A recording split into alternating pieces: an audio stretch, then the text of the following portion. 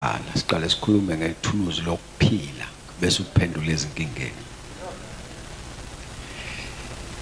If ukholo olukhumbula ngoba ubhekene nentaba, don't call it faith. You are emotional. Uzuthatha amahlingo zakho bese wabiza ngokukhola. If you only remember faith because you have challenges in life, it's not faith. It has to be a lifestyle before it's a reactional tool. By that, this is to say, whatever I'm facing in life, whatever I'm dealing with in life, I pull from the faith I live with. And give outsource. Outsource. And you might be disappointed on that one because when you outsource it, there's always a possibility you decline.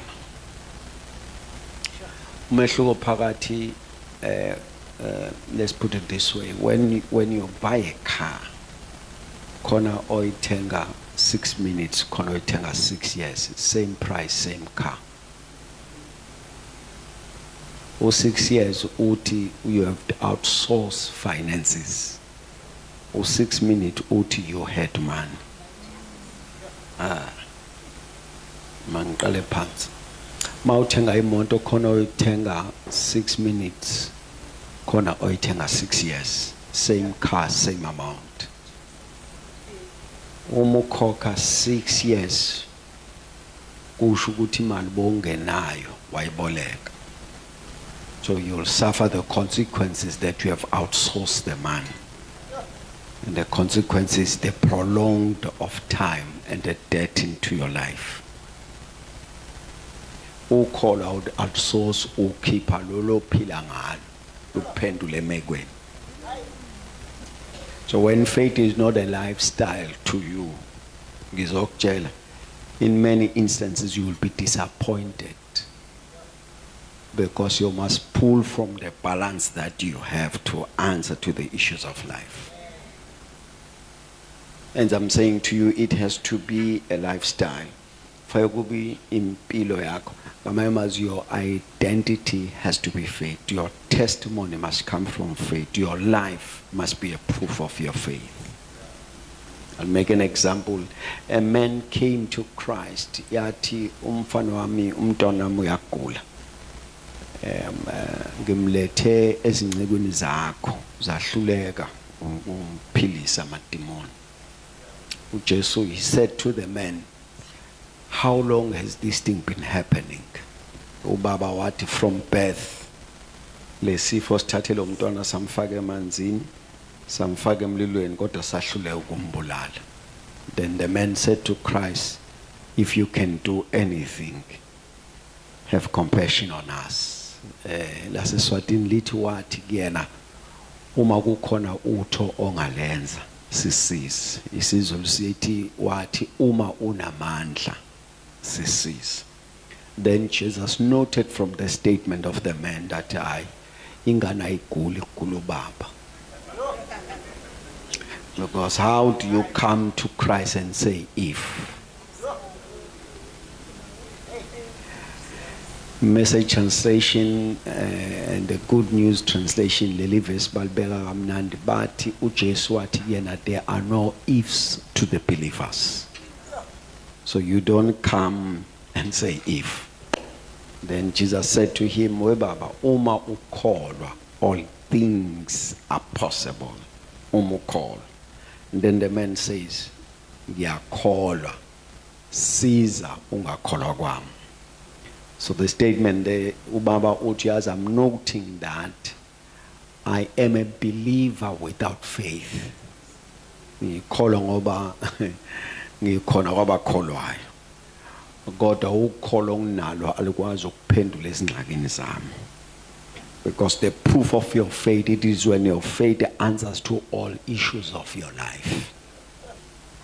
Akufunakala kube khona indawo othembe imali kuyona bese kuba khona indawo othemba uNkulunkulu kuyona. Don't call it faith if your faith becomes optional. Faith is standard. With or without money, you are in faith. Amen. Imali khona noma ingekho usokholweni, because the critical part about money is that it is limited. It has limitations. Whosoever thinks that when you have means you are covered, means have limitations. So this is to say, whatever means you acquire, then you must have faith above the means. So when you have money, you must have faith above the money. When you have a car, you must have faith above the car. When you have a house, you must have faith above the house. When you have a good job, you must have faith above the good job you have. You must never look at the means and say you are safe. You are not. It is until you see faith above means, then you are safe. When the Israelites left Egypt to the promised land, they left money. They left with the ability to trade. And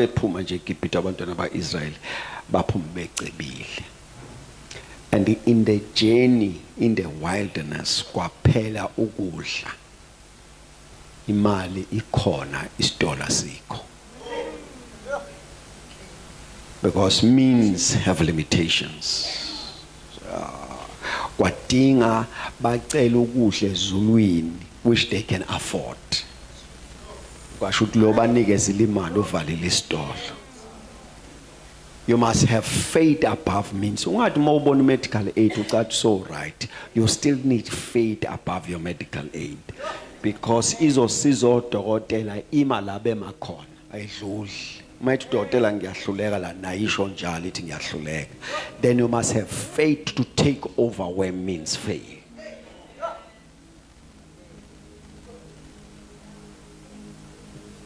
You must have faith to take over where means fail. Amen. Hence I'm saying faith has to be your lifestyle. Ufuna upendeke ngokukholwa. Ufuna makuthiwa yini umbala wakho ukholwa. That's your color. Your color is faith. Let me make these three statements as I'm trying to move on. Number one, faith is proof of your expectation. Once there is faith, there is expectation, and that expectation is derived from a particular revelation, from what you have discovered in the word of the Lord. And you do not expect anything. When the word of the Lord has come, it creates expectation, and that expectation is called faith. Mangpinde. Once you know what God is able to do and who He is, an expectation is created. That expectation is called faith. You cannot claim to have faith in what God is able to do. An encounter with His promise from His word. Whosoever claims to be believing must prove it through scriptures. Ngicela ukuthi bazane bamningi ndifika kakuhle. Angeke sithi uyakholwa ngoba uzwesicula.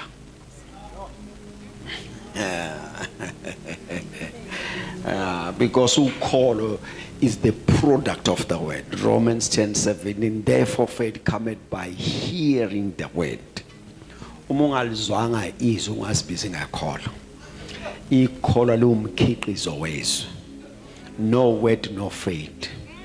When you don't find faith, accept takataka, there's no word. Because faith is the byproduct of hearing the word.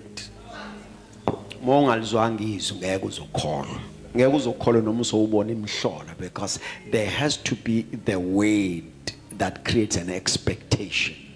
Yonke into ozoyilindela kuNkulunkulu uyilindela ngokukholwa, from knowing what He had said. Angiphinde yonke into ozoyilindela ngokukholwa kuNkulunkulu uyilindela ekwazini ukuthi uthe angenzani, uthe ukwazi ukwenzani, wake wenzani, ungubani. That revelation lends to an expectation ukuthi nala khona azayenza. So faith is then the product of that gives you an expectation that uNkulunkulu uzofeza izwi lakhe. Secondly, faith is ningayazi mangishumela nginenkinga. Angifuna ubuthisha ngaphazamiseka na Pastor G manje meke kwanyakaza nje ngivele ngingazi noma sebefuna ukungizuma ngizwa kuthiwa nishaya abantu la eSlondon. Hazi nami sengifuna ukungishaya nami. Praise the Lord. I'm saying faith in you is your authority for you to become or have what the word says. Mangphinde ukholo authorizes. Amayimazi uma izwi lifika kuwe ukholo lungekho ngeke ube nakho lokho izwi lithu nakho, ngeke ube yilokho izwi elithu yikho, noNkulunkulu ngeke abe yilento izwi lithu yiyona uma wena ungenalo ukholo, because it is faith that authorizes the word. Ngicela nithi amen. Kufika ingelosi Luke chapter 1 ithi ingelosi Maria uzokhulelwa. And Mary says to an angel, hayi yazi ngelosi uphambukile la emhlabeni kune system yokukhulelwa. Uhlangana nendoda bese uyakhulelwa, uvele kuthi uzokhulela utholakala sewukhulelwe. uMaria uchazela ingelosi. Uthi ingelosi indoda ekhuleliswa umfazi. Uthi uMaria yebo. Uthi I see problem. Asiwelele ngaphesheya. You have a cousin uElizabeth igama lakhe. Usemdala. Ushade noZakaria. Usemdala ingane yikho. So inangel ithi umuthi indoda enikeza umntwana. Ichazela ukuthi kwenzakalani ngomza wakho. Ngoba indoda unayo. Sebeze baba badala kodwa umntwana akekho. Nikhona kodwa. Wasethi ke ngifike kuleso simo ke sinjalo, ngifika nje sekuthiwa umka Zakaria inyumba.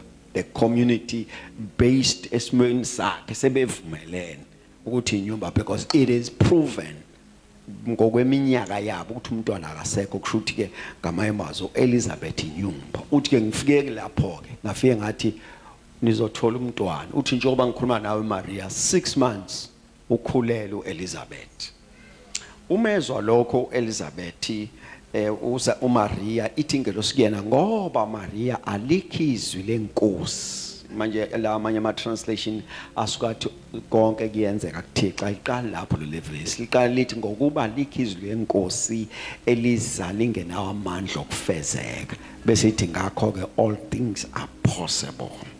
Wathi uMaria mezwe ukuthi alikhizwi lenkosi eliphuma lingenawo amandla okwenzeka. Wayesethi makube kimi njengokusho kwamazwi akhe. The statement authorizes the word that she become what has been declared.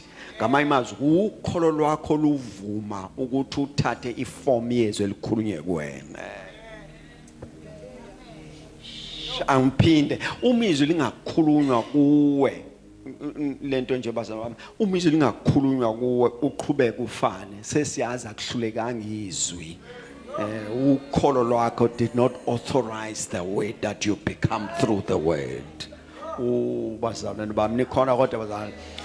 The statement of Mary is the authorization that she is making to the declared word. Ngamanye amazwi uMaria uthi ngelosi ngicela ukuthi masihlukana ngifane nalelizwi. So angifuni umuntu ozohlangana no Virgin Mary. Ngifuna umuntu ozohlangana no Maria okhulelwe.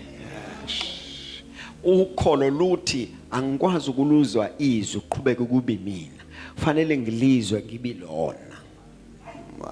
angiphinde kokugcina ukholo luthi uma sengilizwe ilizwe angisakwazi ukuqhubeka kube mina sekufanele ngibe yilona, because in the nature of the word izwi liyanqaba ukuthi when it reaches the destiny continue to be the same, because when it hit the destiny must take the form of the word.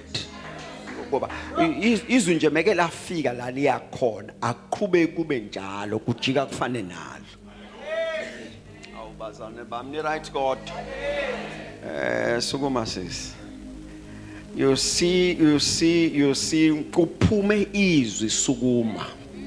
Lathi kuba lihlale kuye ilento esiyibona lesi ile lizwi, because when it reaches the destiny must take the form of the word. Thank you. Kusemandleni ezwi kukulo, it comes power packed for the intended results. Nikhona zami akekho kufanele hlangane nezwe ezinkulumo. Angiphinde akekho kufuna hlangane nezwe ezwe nje inkulumo emnandi. Wonke ohlangana nezwe kufanele ukholo luthi this is your new identity. This is your new nikhona hodwa bazana bami, this is your new identity. Ngamamazi funa bazana ngizama ukuyiqoqa kahle lento ingaphunyuki ihambe ngamanothi, but let me try and work on this one. Izwi likaNkulunkulu liyizwi liphuma liyinto lifika.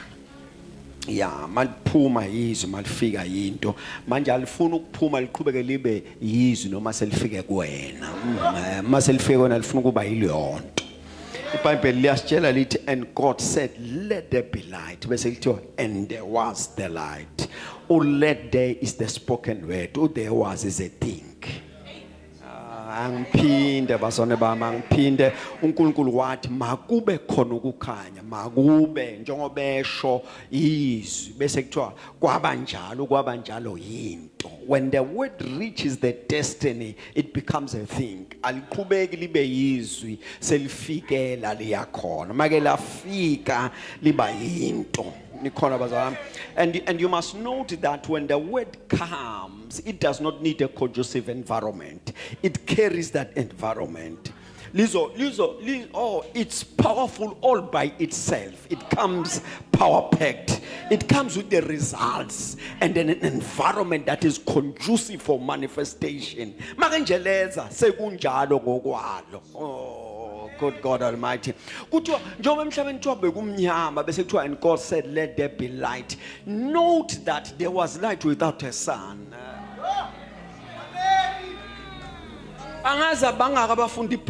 When you check the scriptures, the first day there was the light without the sun. The second day there was the light without the sun. The third day there was the light without the sun. The fourth day he created the sun, the moon and the stars.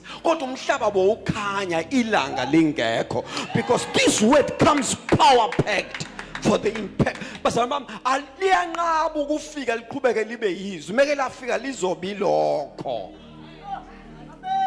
Therefore, when it comes to a child of God, the connecting factor for the word to become is faith. Hebrews 4:2 says, for unto us was the gospel preached as well as unto them. But the word they heard did not profit them, because when they heard the word, they did not mix it with faith.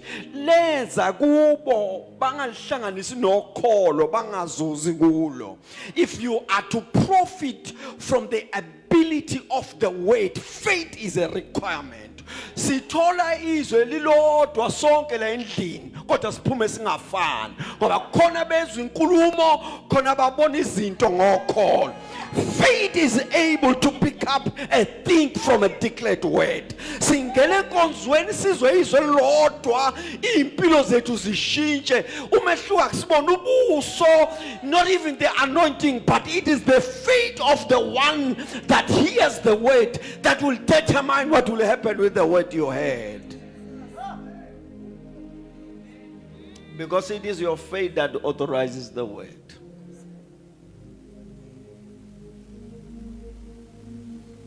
So makufika izwi lincike okholweni ukuthi kuzoba njalo. Ni right kodwa abazangi bami. I'm trying to push to my story. Got okay.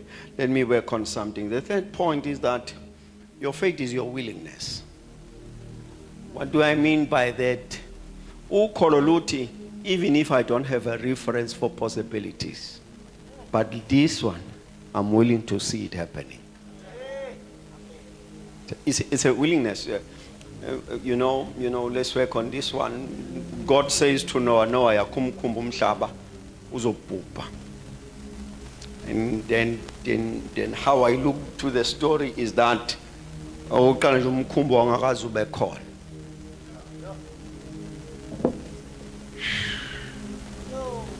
Okwesibili kwangakaze kwehle imvule engaka ngesizulu 2 zamcolo. Ongakaze kwehle zamcolo.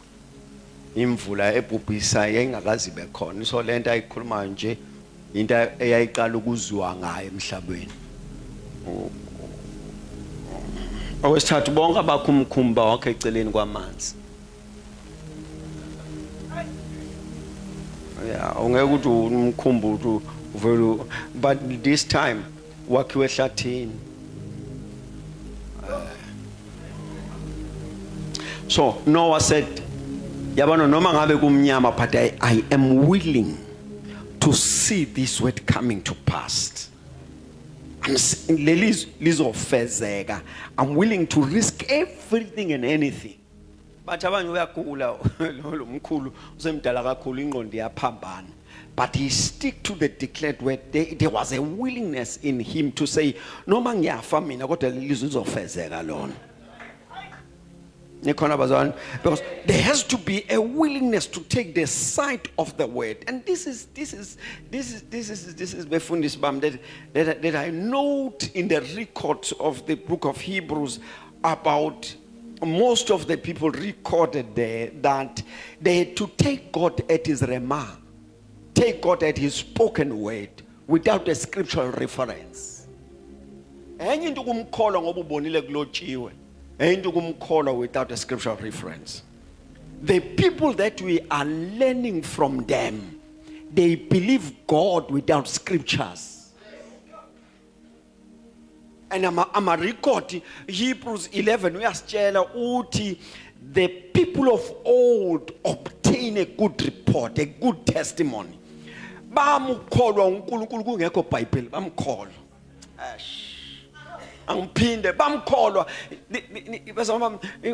Just a statement. You are not expected to fail in faith, because faith to us is an open book test. Faith to us is an open book test. When you hear the word, you go and reference it from scriptures. So you are not expected that you go and refer to it and say no. The story I have read tells us of a man that came, and I pick up a statement from Christ: don't be afraid, just have faith. The translation says, ungesabi kholwa. Don't be afraid. Fear not, just believe. There are about 4 things. If you will allow me to work on them, then I'll be out of your way. From this statement, note the first one is that Jesus saw it fit that before the man responds, ayibafike bathi yena ingane seyifile umyeke kumsindisi bese iBhayibheli uJesu immediately said to the man, ungesabi, call. And I note that lokungenelela ngokuphuthuma kukaJesu kwakumvimba ukuthi angawuvula umlomo. Sondelana. Who just did not allow the man ukuthi akhulume enye into. Wanje ngakakhuluma wathi uJesu ungesabi, qhubeka ukukholwa. Ungesabi, qhubeka ukukholwa. And then I'm working on that one then I note the weight of confession from the scriptures. The first promise is that uNkulunkulu uyokwenza lokho ayezwa ukusho wena. That which he told the Israelites, tell them, Moses, that which I will hear them say, that will I do. There is something with God that it does not work far with your confession, which make me suggest the result you have in life are not very far from your confession. Why do I say that? 2 Corinthians, I think chapter 4 verse 13 will say, ngalokho sina umoya okholwa ukuthi sakholwa ngakho siyakhuluma. There is a key principle in the kingdom of God in the subject of faith that we know it's a working principle. It's called confession. Because confession is the expression of your faith. Siyokwazi ngokukhipha ngomlomo ukuthi ukholwe yini. Lokho okukhipha ngomlomo is proof of your faith. So uJesu le ndoda imlande ngeconfession ethi mongafika umntwana uzophila.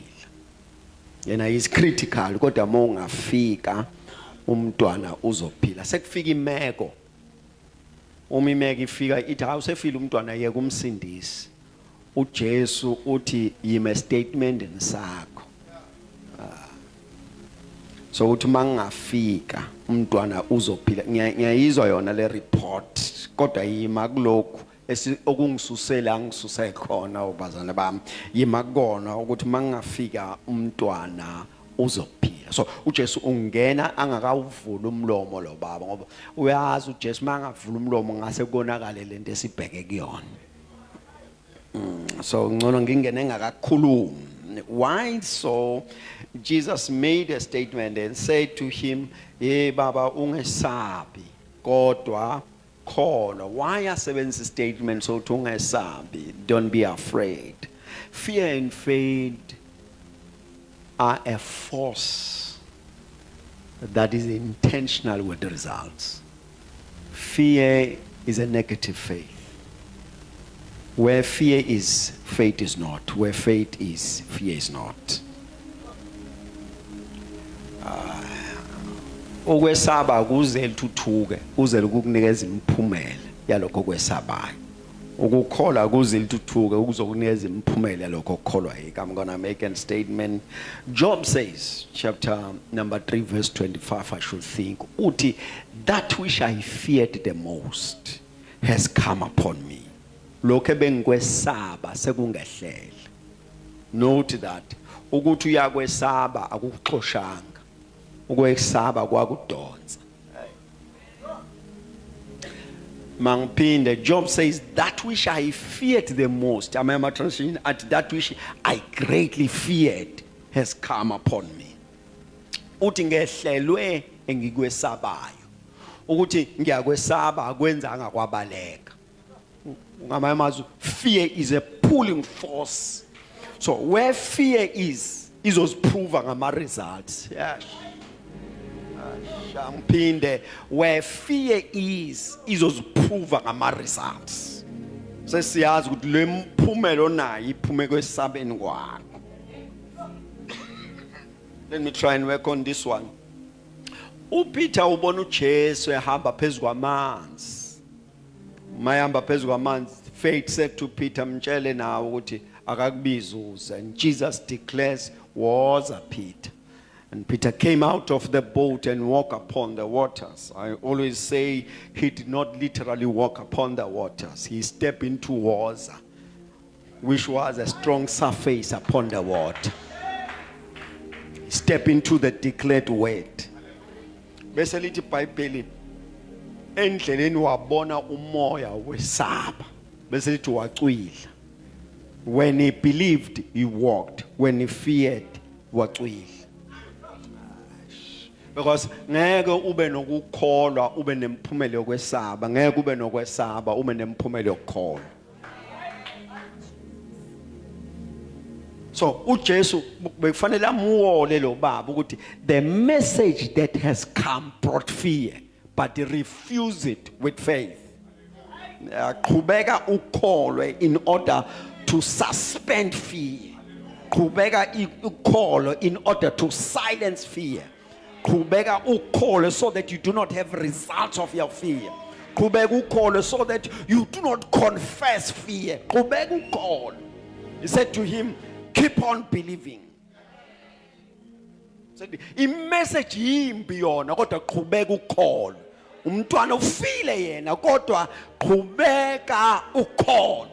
Because if you allow the fear that is packaged into this message, sizolimala la siyakhona. Asilungisane la, suke kwesabeni yisekholweni.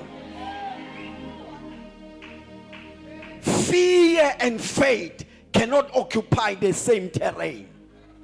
Mausaba uzoba naloko kwesabayo. Maukholwa uzoba naloko ukholwa. Never allow fear or you will suffer the consequences.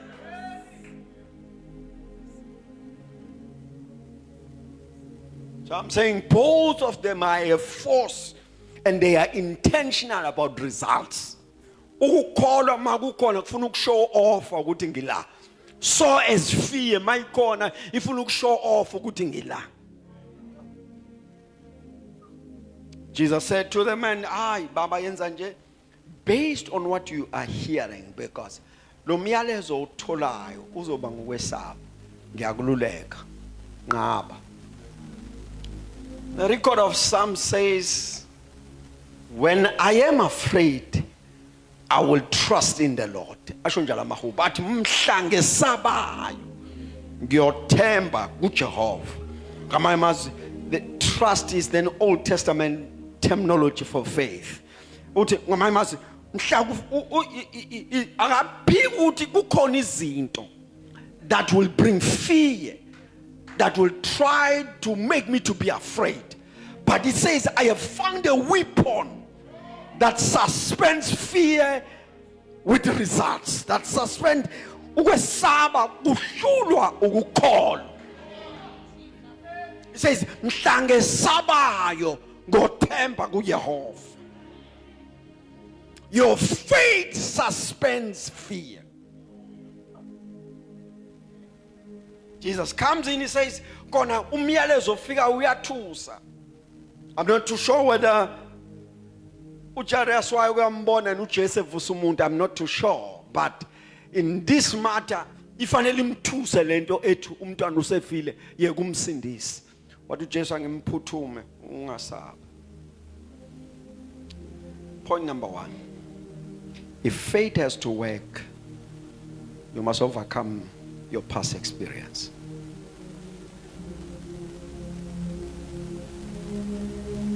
What do I mean by that? Luke 5 tells us, Jesu fika bayaloba. The mission has been a disappointing one. Sebewasha amanet. Jesus asked to use the boat of Peter. Began to minister the word.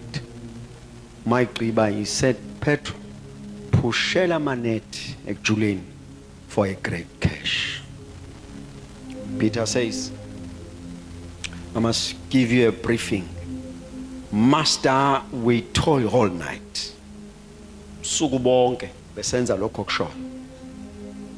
Doing it from experience, doing from skills, doing from the trade that we have. We've been doing that. Utukoda without a cash. Bese ethi but cancels what he had said. And it says, ukona konke lokhu ngiyanquma ukubeka eceleni. Bese ngithatha ukusho kwakho. Ngamamazi Peter is saying, uma singena la Jesu, akusangeni abantu abane trade yokuloba. Akusangeni abantu abane skill sokuloba. Akusangeni abadobi. Cha, masingena manje sekuyileliso. Asibhekile amanethi, asibhekile umkhumbi, asibhekile nolwandle nechibe sikulona sibhekele liso. He says, "But at your word we choose to do as if asange sazama la." Peter is saying, yabona le nto asiyenze sike sayizama kodwa manje njengoba sesiyenza ezwini lakho sesiyenza sengathi asikaze sizama sesiyenza sengathi asange sahluleka ayiseke into ekuthina sizokwesibona sinesiqiniseko but at your word we suspend the past and the report of the past. I send away at your word. Faith, if it has to work, cannot be a reference for today and tomorrow. uNkulunkulu esefike washo manje akusenendawo ukuthi bekwenzakaleni izolo akusenendawo ukuthi ububoneni noma bebetheni sesimthatha from here going forward. If faith has to work, push your past to the past and allow God's declared word to be your future. Faith must be able to see a new identity from the declared word without your past. Pushali move. If faith has to work, because you cannot make your past failures as a reference of moving forward when you are walking by faith. And Paul had to say, ngiyakhohlwa ungasemuva ngizelulela kungaphambili. Secondly, if faith has to work, you must suspend some information in your head. Ezinye izinto eziyimvelo, ezinye izinto wazifunde esikoleni, ezinye izinto eziyiqiniso lasekuhlaleni. Because when it's the word of God, there is this common thing with what God does. He violates the system. Amen. Let's work on this one. When you get home, I want you to go to Genesis number 30 and read the whole chapter. uLaban unomkhe wakhe unomkhona wakhe Jacob. So umkhwenyana uthi baba sengifuna ukuhamba ngicela iholo engizohamba nani. And then the father-in-law says, okay, nandi iholo lakho khetha la emfuyweni into ofuna ukuba iholo lakho from this whole flock. And then I'm told from the scriptures Jacob made a choice. What all the sparkling and plain animals shall be my wages. So kulezi mfuyo yonke le ekhaya, when it's something that is plain nemacapacapa, that is my pay. Bavumelana, deal done. When they went to sleep, ubaba lo, father-in-law, took all his servants namadodana akhe bayiqoqa yonke into la ekhaya emabalabala neplain. They took it away in a journey of 3 days, 3 nights, so that esigodini nje sala ayisekho into enjengale. So they took the DNA away, so that lo baba ezohlala sefela la ngoba iholo lakhe lihambe lonke. All right? So when Jacob woke up in the morning, realized that haibo iholo lihambile.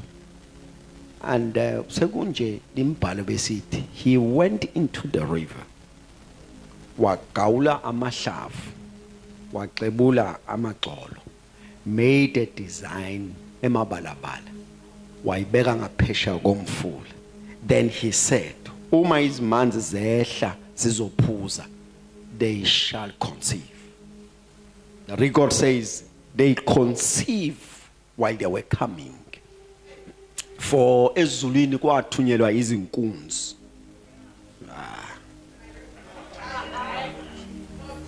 Right? Then fast forward. Mazizala. Sazala into eziyibone ngaphesheya komfula. So from your knowledge, number one, ayikho nje imbuzi, inkomo, zonke lezilwane imve engatholakala seyikhulelwe, seyimeat. Ayikho. But in the scriptures we have records. Yemfuyo yatholakala imithi yonke kodwa izinkunzi zingekho. yekele kwakhe. Secondly, lento eziyizalayo ayikho la esigodini elalini, ayikho ihambe 3 days 3 nights journey, ikude kakhulu. But Jacob, knowing very well to lento say impossible, kodwa ukholo right bypass information, right, we can Bluetooth it.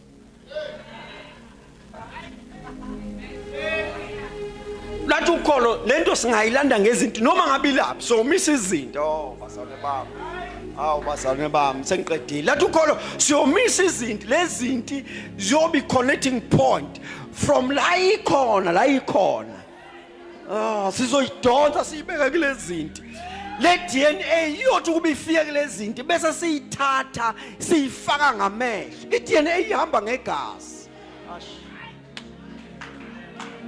But embhalweni sine DNA yangena ngokubuka.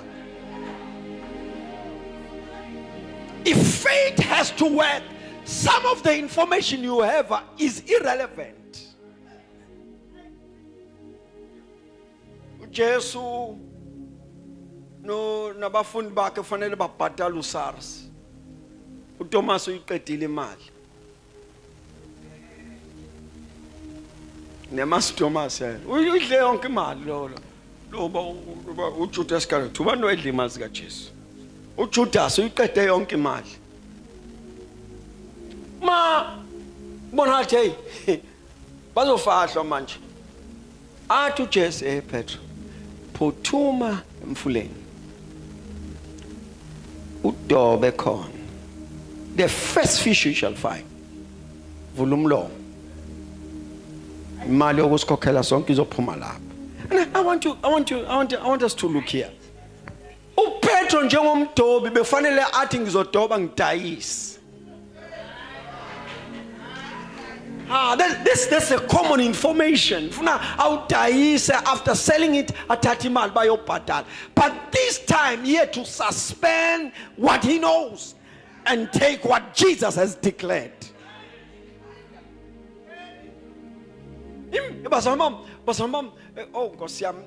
From what we know, it's impossible that out of the rock water can come out. Asikhuluma iqiniso masingalithatha nje idwala siliqhekeze manje lome noma linetha kulomile phakathi lomile. But when God declares the word and faith decides to take the side of the word, it suspends the information.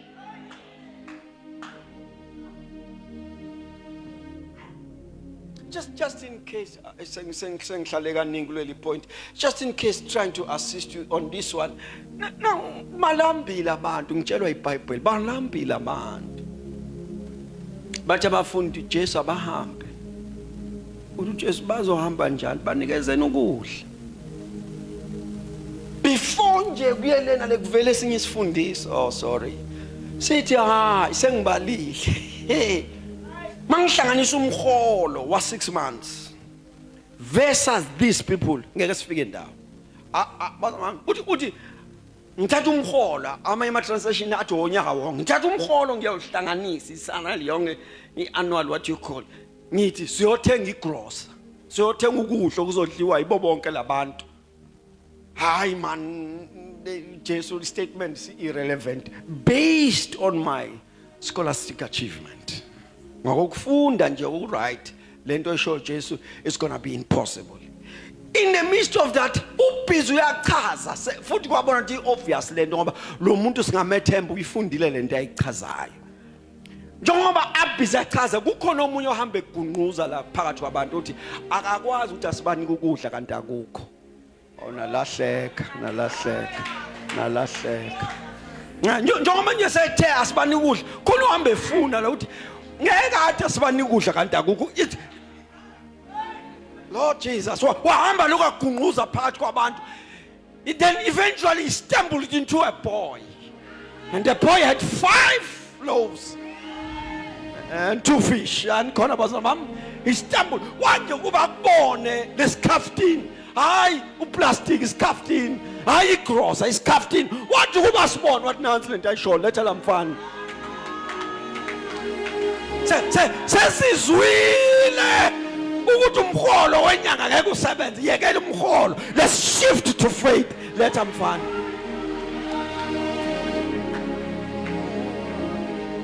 hayi bazalwane bami I think that's how I'm gonna end akufuni ngiziqede zonke lezi zinto iseningi insuku that's where we gonna end nikhona bazalwane bami wathatha isikafutini weza naso kuJesu wathi hey yazi ukuthini into esiyenzakalile la sengimtholile umuntu onokudla sekukuwena ke Jesu ukuthi uzosondla kanjani sekukuwena ngoba wena othe ukhona and sengimtholile faith suspends what you know what you heard what you studied bazalwane bami bese uthatha lelizwi lakho ukuthi uthe sizonika ukudla might so banika kusho ukuthi akuzophuma kithi wathatha lesenkothi na 5 loaves uJesu wangabuza ukuthi kodwa ucabanga no wathi no nanga umuntu who understands the mission you must never allow what you know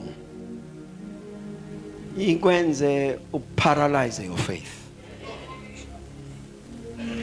make nje kwafika into ethi kwake kwenzeka lapho ovele kuzoqala ngami awabazwanga nje make kwafika into nje kwenethi lento ubani wakwamuza efakaza ngayo ukuthi nokukhuleka phela mina uzoqala ukufakaza ngayo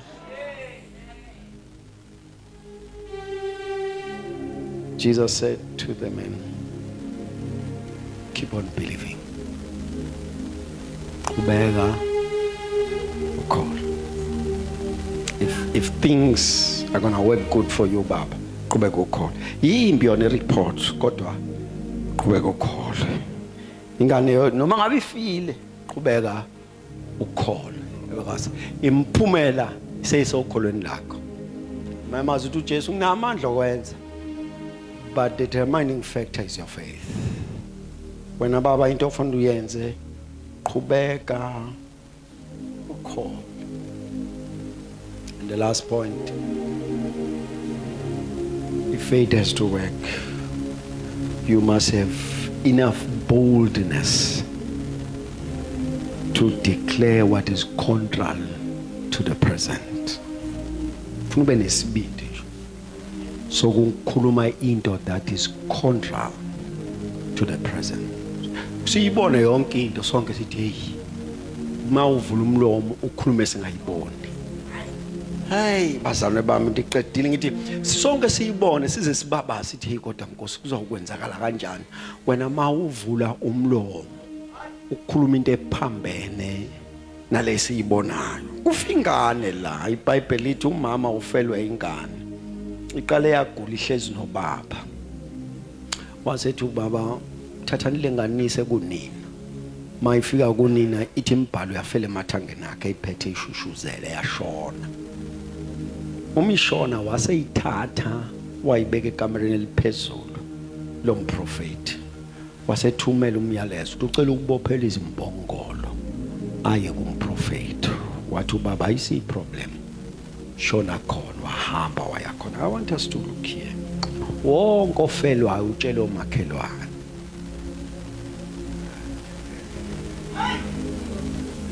amphinde wonke umuntu ofelwayo the first people la report akubona makha nisondele khonto engayiboni la. Lo mama wathi ingane ifa lwathi ukhona ifanga wasethi angisakwazi ukuba kwenye indawo angifelwe khona ngifela angizutshela makhelwane kwababa wengane angizumtshela ngoba akufiwe lekhaya. Lwathi ukholo lwathi kena akho mncwabo lekhaya. Lwathi ukholo ingane yaphila ifile eyizwile iphelele ezandleni wayibeka phezulu kombhede eyibona ithulile. Lwathi ukholo ayithulanga wase decide ukuba sesayidini lokholo. Nikhona bazana bami wathi yabona into engizoyenza ngizoma ekukholweni ngeke angizukhala angizukhayisa ngizubiza umuntu ngoba le ekhaya asifelwe nomncwabo futhi awukho kodwa ingane obazane bami ingane ibekwe ithulile embhedeni ifile. Lwathi ukholo kuyena cha akufiwe ngeke kube khona mncwabo lekhaya akothuna lekhaya akho lutho nje umntwana uyaphila wasephuma eyencekweni.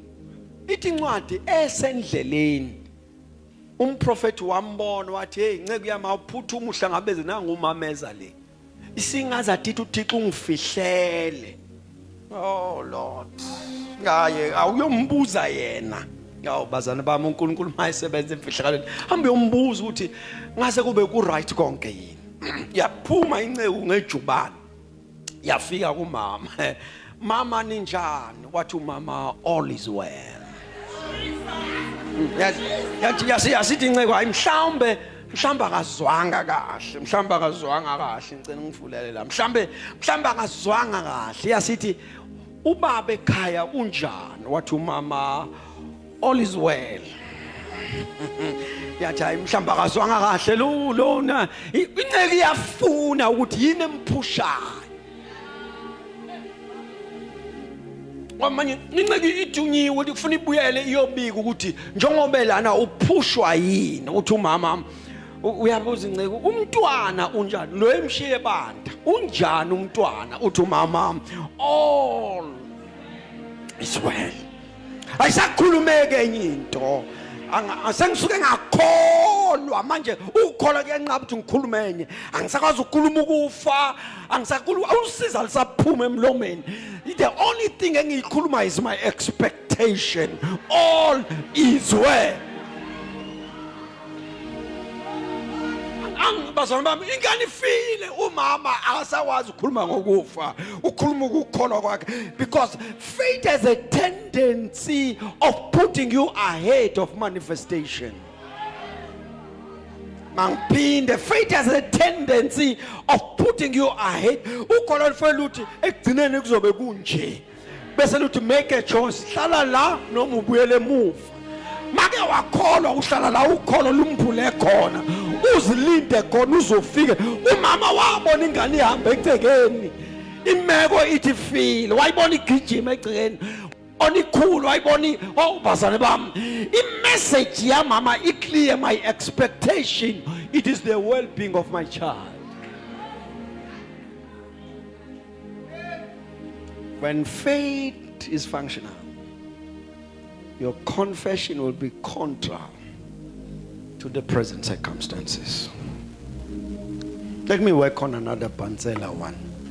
God and Abraham agreed that he's gonna give Abraham indlalifa. So prayer item ya Abraham iti Thixo ginikeze indlalifa because Abraham was very rich.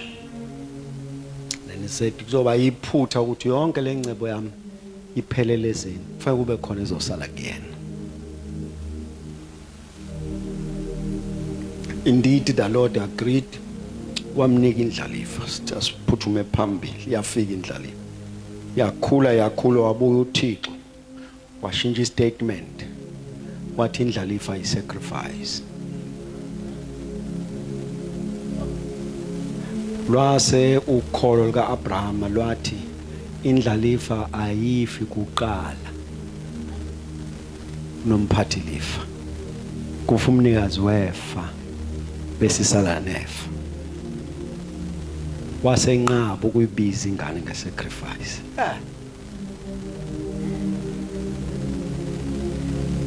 Abraham said okay yazi Thixo wena wedwa ozothi sacrifice mina ngisazoqhubeka la. Uma bephuma behamba uthi uAbrahama ezingcebeni zakhe mina nomfana sisaphezulu siyonqula uThixo bese ethi sizobuya akade ngizobuya and uyazi ukuthi lo akhupha naye uyomnquma lapha phezulu uthi kodwa sizobuya. Uma bethi bathatha istep athi unyana nanku umlilo nazi izinkuni. Where is the sacrifice? And the boy was very specific. Where is the sacrifice? Sekufanele aphendula athi wena manje ayisaphuma ngayikholwanga.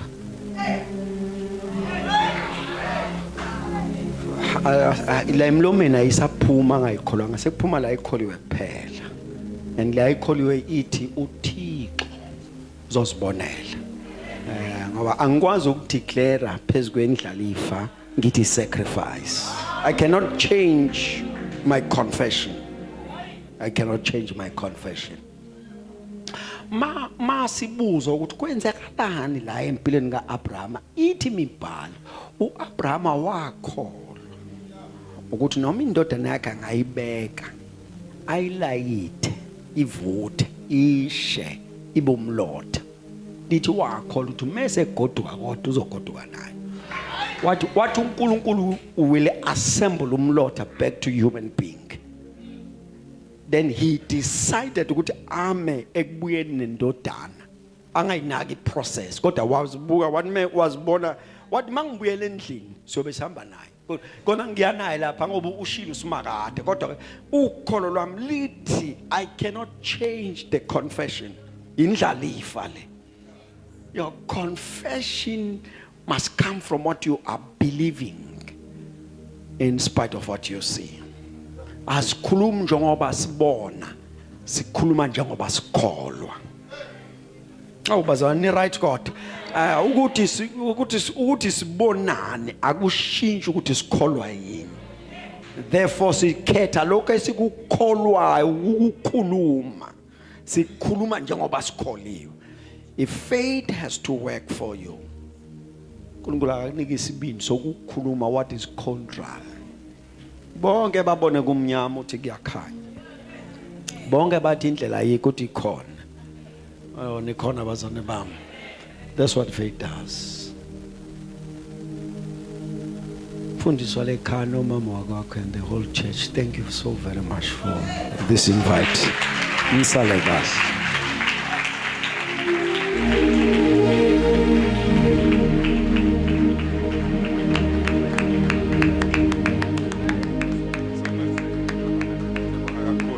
Come on, church, let's put our hands together.